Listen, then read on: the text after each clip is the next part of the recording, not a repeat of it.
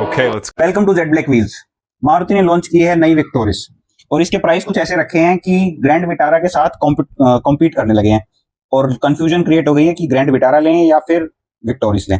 इसलिए आज हम लेके आए हैं डिटेल कंपैरिजन विटारा और विक्टोरिस के मिड वेरिएंट का, विक्टोरिस का VXI और ग्रैंड विटारा का डेल्टा वेरिएंट। दोनों CNG में ज्यादा अच्छा कंपैरिजन है, बाकी पेट्रोल में भी सेम ही फीचर्स मिलेंगे, तो इसलिए हम मिड वेरिएंट बोल सकते हैं। VXI CNG विक्टोरिस का और विटारा का डेल्टा वेरिएंट CNG का इसलिए भी कंपेयर कर रहे हैं क्योंकि इनके प्राइसेस ऑलमोस्ट सिमिलर है। क्योंकि जहां विटारा डेल्टा CNG 13 लाख में आता है एक शोरूम, वहीं विक्टोरिस VXI CNG 1280 में आता है, मतलब दोनों में सिर्फ 20,000 का ही अंतर है। इसलिए दोनों सेम ही कैटेगरी में हो गए हैं, बस अब 20,000 का अंतर है तो लोगों को चॉइस तो बनानी पड़ेगी कौन सा ले। एक्सटीरियर डिजाइन से स्टार्ट करते हैं। तो दोनों की एक्सटीरियर डिजाइन तो आपने देख ही लिए होंगे। विक्टोरिस तो सारी वीडियोस इन कार वर्ल्ड में इसी की चल रही हैं और विटारा तो रोड पे भी दिखी जाती है। पर्सनल व्यू की बात करूं मैं तो मुझे लगता है विटारा, ग्रैंड विटारा ज्यादा स्पोर्टी लुक देती है कंपेयर टू विक्टोरिस, जो कहीं ना कहीं MPV मल्टीपर्पज व्हीकल जैसा लुक भी दे देती है। अब बात कर लेते हैं इसके फ्रंट लुक की और इसमें क्या क्या फीचर्स मिल रहे हैं। ओवरऑल डिजाइन की बात तो हमने कर ही ली, दोनों के बोनट पे अच्छा खासा फ्रीजेस मिलते हैं जिससे डिजाइन एलिमेंट पे एनहांस हो जाता है। रही बात इनके हेडलैम्प्स की, तो हम विक्टोरिस की बात करते हैं। विक्टोरिस में प्रोजेक्टर हेलोजन हेडलैम्प मिलेंगे और इसमें DRL नहीं मिलेगा, उसमें क्रोम के इंसर्ट है सिर्फ। रही बात फॉग लैंप्स की, तो वो भी इसमें नहीं मिलेंगे और सिल्वर स्किड प्लेट इसके नीचे मिलेगी। कोई सेंसर नहीं है फ्रंट में, कोई कैमरा भी नहीं है क्योंकि ये मिड वेरिएंट है और मारुति इतने फीचर्स नहीं देती है। और इसके डिजाइन एलिमेंट कुछ ऐसे बनाया है कि ग्रिल जो है वो इस कार में बहुत छोटी हो गई है। और अब हम देख लेते हैं विटारा को। तो विटारा में फीचर्स ऑलमोस्ट सेम है दोनों ही कार में। फ्रंट की बात कर रहे हैं हम, प्रोजेक्टर हेडलैम्प इसमें भी मिलेंगे ग्रैंड विटारा में। फ्रंट ग्रिल मिलेगी इसमें जिसमें पियानो ब्लैक और क्रोम इंसर्ट्स काफी भर भर के दिए हैं इन्होंने। फॉग लैंप इसमें भी नहीं मिलेंगे और सिल्वर स्किड प्लेट तो मिल ही जाएगी। सेंसर भी नहीं मिलेंगे, कोई कैमरा भी नहीं मिलेगा फ्रंट में। बस एक एक्स्ट्रा फीचर जो ग्रैंड विटारा में मिल रहा है, फ्रंट लुक की बात कर रहे हैं, वो है day time running lamp DRL जो इंडिकेटर के साथ कंबाइंड है, साइड इंडिकेटर्स के साथ। तो वो एक एक्स्ट्रा फीचर मिल रहा है फ्रंट में। अदरवाइज फीचर्स के मामले में दोनों ही वेरिएंट में सेम फीचर्स अवेलेबल है। ओके, साइड रिव्यू की बात करें तो विक्टोरिस में और ग्रैंड विटारा में बी पिलर तक तो सिमिलैरिटीज देखने को मिलती है। सेम नहीं है कहूंगा, सिमिलैरिटीज, कुछ कुछ चीजें मिलती जुलती लगेंगी। जैसे डोर हैंडल सेम लगेंगे, कहीं ना कहीं डोर भी पूरा का पूरा ऑलमोस्ट सेम साइज का और डिजाइन का लगेगा। और मेजर डिफरेंस शुरू होता है सी पिलर के बाद, जहां विक्टोरियस में स्लोपी डिजाइन मिलेगा, वहीं ग्रैंड विटारा में टॉल डिजाइन मिलेगा, सीधा डिजाइन मिलेगा एकदम। तो वो एक सबसे बड़ा चेंज दिखता है साइड में। अदरवाइज क्योंकि हाइट वगैरह डायमेंशंस की अगर बात कर लें हम, तो वो ऑलमोस्ट इनकी सेम ही है। ओके, साइड प्रोफाइल के फीचर्स की बात कर लेते हैं और टायर साइज देखते हैं सबसे पहले। तो टायर साइज दोनों का सेम है, 215/60 R17, 17 इंच का wheel steel rim wheel size मिलेगा। कोई अलॉय व्हील नहीं मिलेंगे दोनों ही कार में और व्हील कवर मिल जाएंगे। लेकिन रही बात डिस्क ब्रेक की, तो चारों व्हील्स में डिस्क ब्रेक मिलेंगे और ये विक्टोरिस में भी मिलेंगे और ग्रैंड विटारा में भी मिलेंगे। अलॉय व्हील दोनों में नहीं है, जैसा मैंने बताया। क्लैडिंग दोनों पे मिलेगी व्हील आर्चेस पे। अब आप बात कर लेते हैं ORVM की। तो ORVM इलेक्ट्रॉनिकली एडजस्ट कर सकते हो, फोल्ड अनफोल्ड कर सकते हो। बॉडी कलर भी है, विद इंडिकेटर भी है, पर ये ऑटो फोल्ड नहीं है कि वो वेलकम फंक्शन आता है जो आप अनलॉक करते ही खुल जाते हैं, वो वाला फीचर नहीं है। आप अंदर से मैनुअली एज इन कि बटन से कंट्रोल कर सकते हो और ये दोनों में सेम फीचर है, विटारा में भी और विक्टोरिस में भी। अब डोर हैंडल देख लेते हैं, तो वो बॉडी कलर के हैं दोनों में। रिक्वेस्ट सेंसर दोनों पे मिलेगा, इसका मतलब कीलेस एंट्री दोनों में ही मिल जाएगी, वो एक अच्छी बात है। Roof rails again silver colour की दोनों में मिल जाएगी। सनरूफ नहीं आती है CNG की कार में, तो अभी विक्टोरिस में भी नहीं है और विटारा में भी नहीं। ये कुछ था ओवरऑल साइड प्रोफाइल। अब चलते हैं इसके रियर प्रोफाइल पे। तो सबसे पहले इसमें मिलेगा शार्क फिन एंटीना दोनों ही कार में, फिर high mount stop lamp, windshield पे मिलेगा डिफोगर, पर कोई वाइपर नहीं मिलेगा।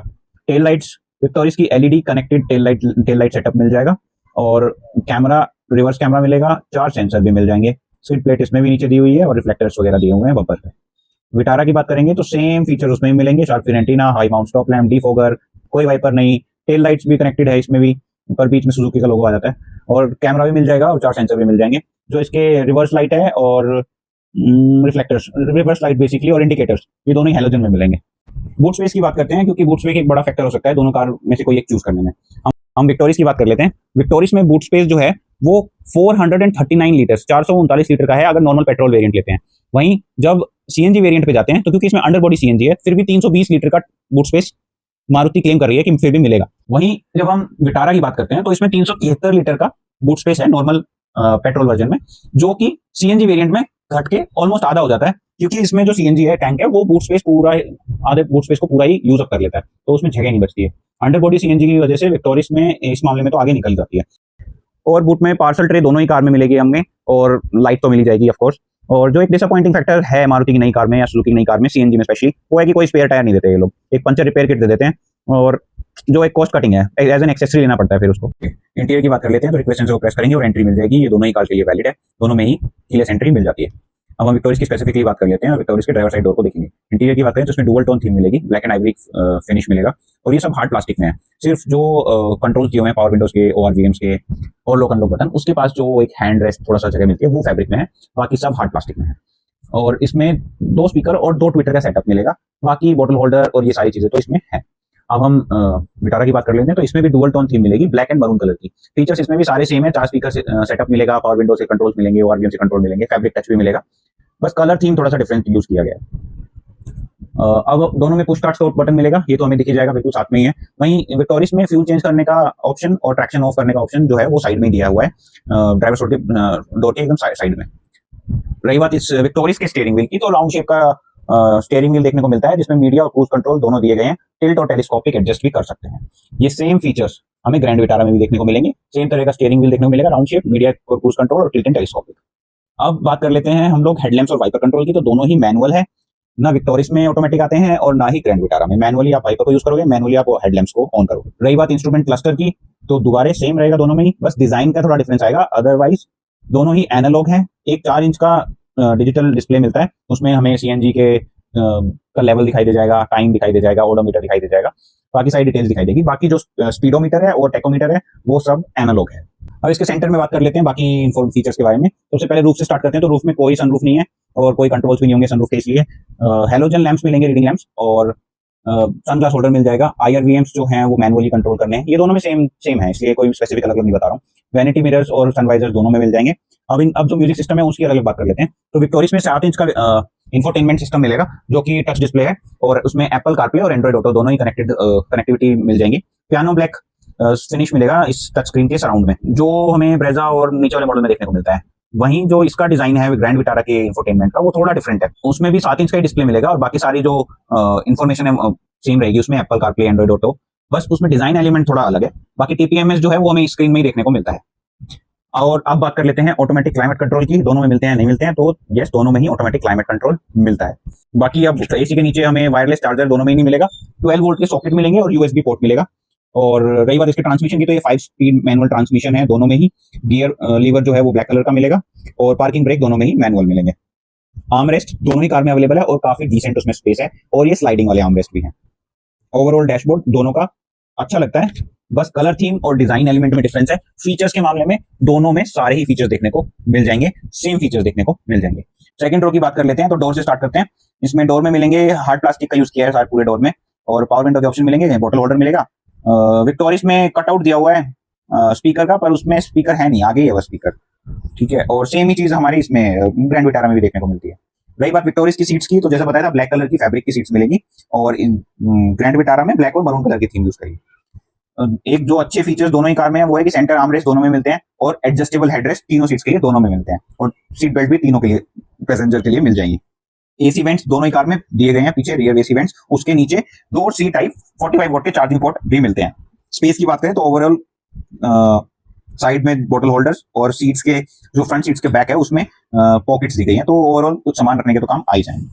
वहीं सीट्स जो है इसकी पीछे की वो 60-40 स्प्लिट हो जाती हैं।